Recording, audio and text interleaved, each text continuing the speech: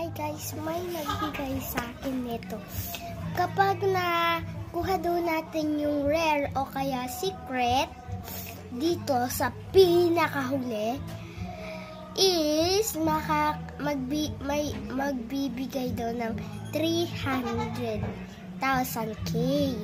So baka nga, sabi ko baka nga magbibigay, kaya itatry natin kung makukuha ba natin yung rare. Kasi kulay pink yun na parang unicorn. Tara.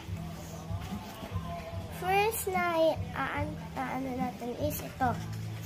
Tignan natin kung ano. Tignan natin kung ano makakuha natin. Pwede ito i-collect guys. Oy, ito yung pinaka-cute na.